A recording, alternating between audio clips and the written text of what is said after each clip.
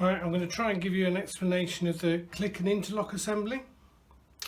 So currently the forwards reverse switch is in the neutral position and the throttle or steps of throttle are all in the 0 position.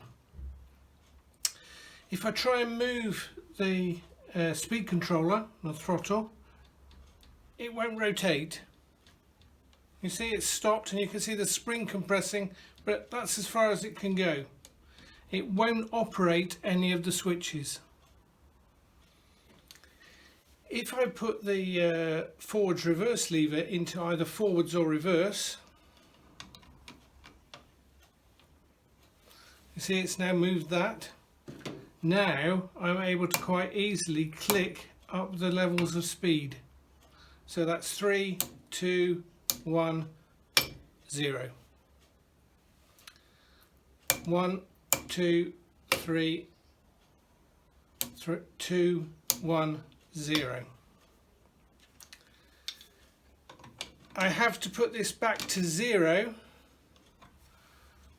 lock that, go to reverse, and obviously when I say that lock that, it's in its 0 position.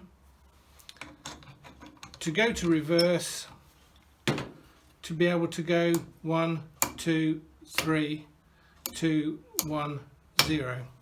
So it's interlocking the throttle and the forwards reverse lever and providing the clicks as it goes through the gears. There it is, look, it's in the locked off position.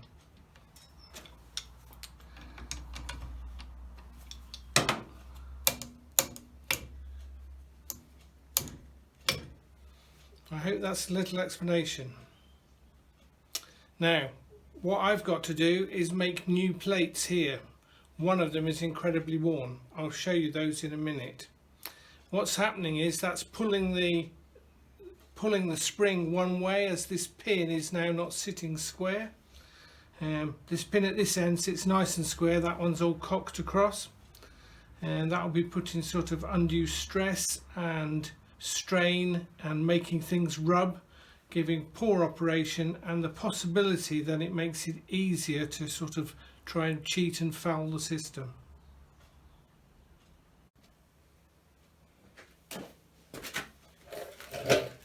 I'm just going to disassemble it. I might put you into time lapse.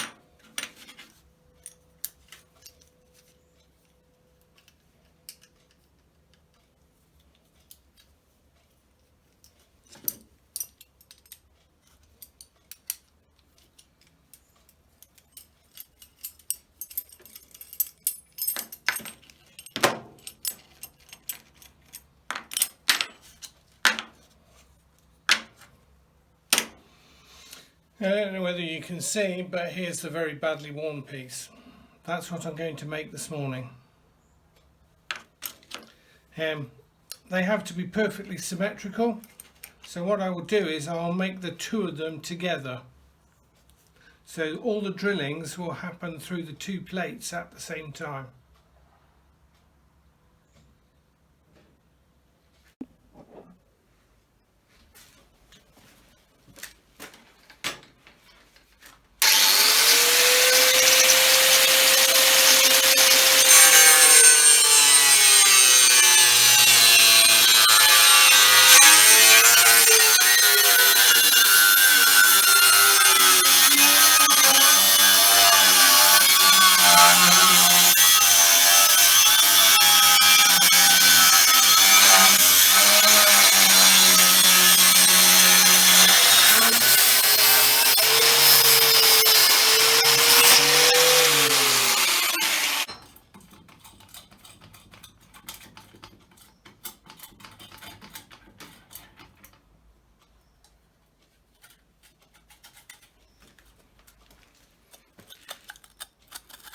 Cheap discs.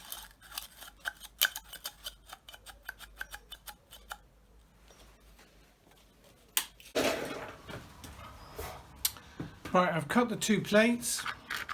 What I'm going to do now is bolt the two plates together. I've broken the sharp edges so they sit nice and tight together. Put them together, two small holes at the end, bolt them together, then mark out the shape I want according to the drawing. According to the drawing that I've done, and then centre mark them, drill them, and that means that the holes will all line up and be perfectly symmetrical. The outer shape of the object doesn't matter that much. Obviously it's got to clear everything, and I will make it as good as close to that, but it doesn't actually, as long as it doesn't hit anything in its operation, matter what shape it is.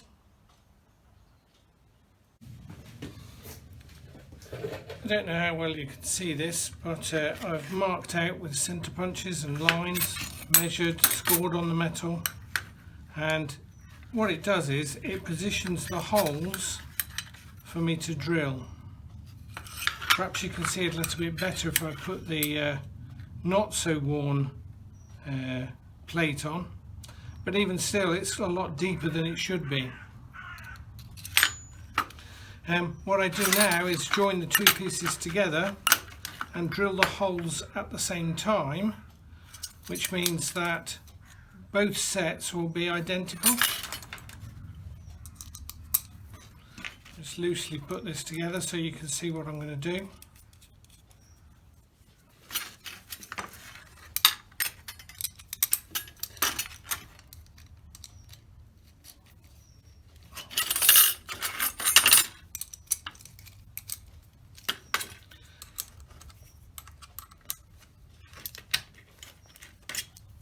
So the two plates sort of become one.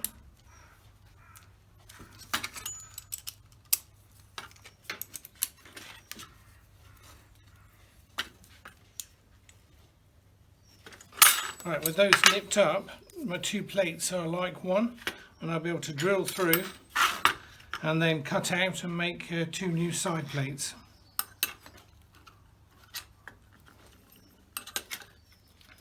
There you go. Correctly centre punch, 3 inches for the two main holes, and the offset one is on the side line, the centre line of it is on the edge of the plate, and 28.75 back, or 1 1/8 inches back. I'm now going to do the drilling.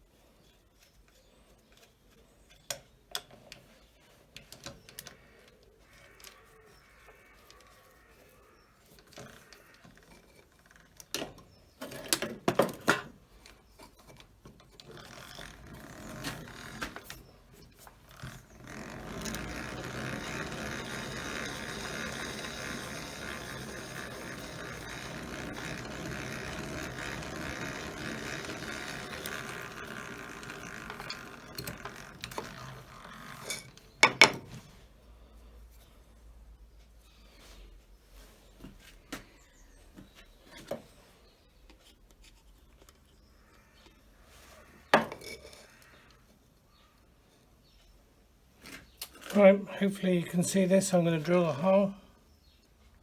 Just find the centre pot mark.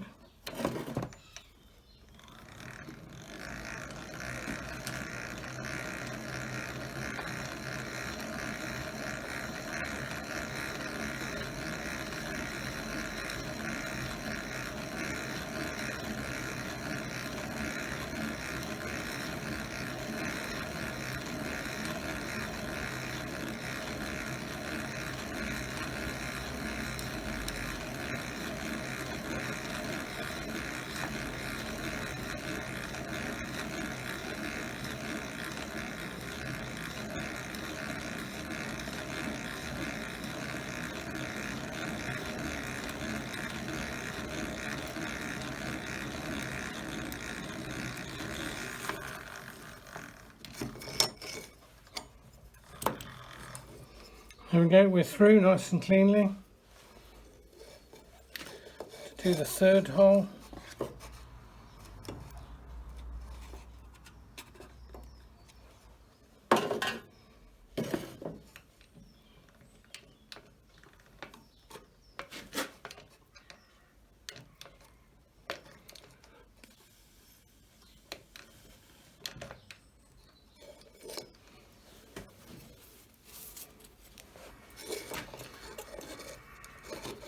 Got to make sure I'm nice and accurate with this.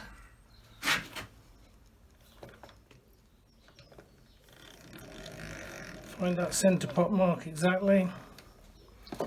Then I'll put a little bit of oil on.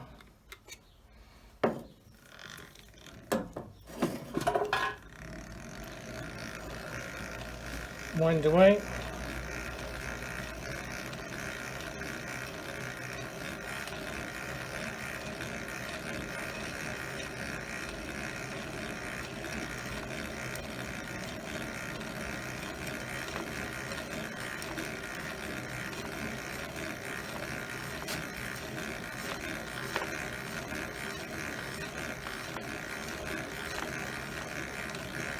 I'm not putting any effort in, the flywheel is doing the work. And the hydraulic pressure, which I can adjust, is taking the cut. I'm not in any rush. I'm nearly through now. Just feel it biting. And there it is. Now that's just a pilot hole. I'm going to now open it up to the exact size we need.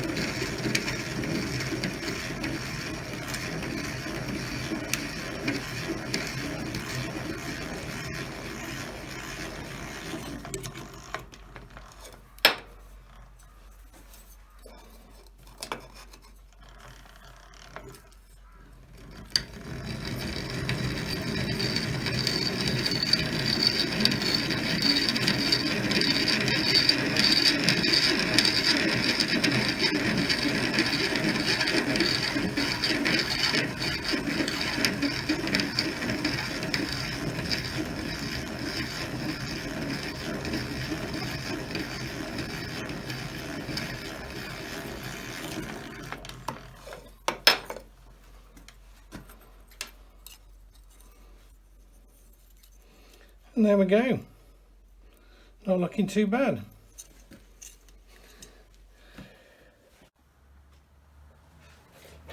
And here we have it, my new manufactured piece. The actual rod is sitting up now and it looks a lot squarer. And with it in the neutral position, I can't move the speed controller. If I put it into forwards or reverse. I get nice positive clicks, and it's all working just as it's meant to.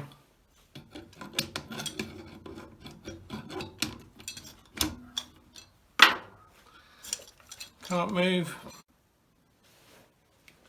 What I will do is make it more like this shape. That relief there allows that corner not to come into contact with the actual part of the switch. Right, and here it is all together. If you see, in the neutral position, I can't select a gear or select a speed, a motor speed. Yeah, it's in the 0 position. If I select forwards, it will then click up 1, 2, 3. Oh, it's a bit stiff. I think I've perhaps got the spring a bit tight. So if I just turn that off a little bit. There is a setting figure which I'll read up on.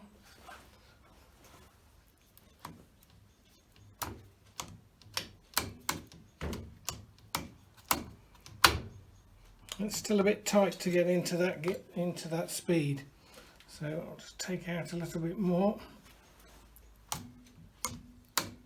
Much freer. So we're back in the neutral position. I can select back into neutral. If I'm into position 1, I can't select back. Won't let me turn it off. I have to go back to 0, and can go into the neutral position, go into reverse. 1, 2, 3, 2, 1, 0. Back in 0, I can click her off. And that's the piece I've made. I don't know whether you can see, but this rod is sitting a lot tighter now, all square and straight, and it's clicking really smoothly.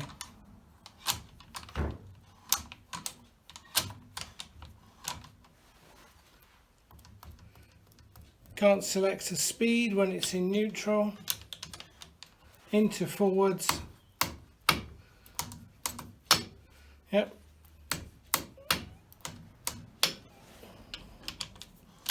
Back to neutral. Can't select a speed. Fantastic. I think I've done quite a good job there. I'm quite happy with that. Bye.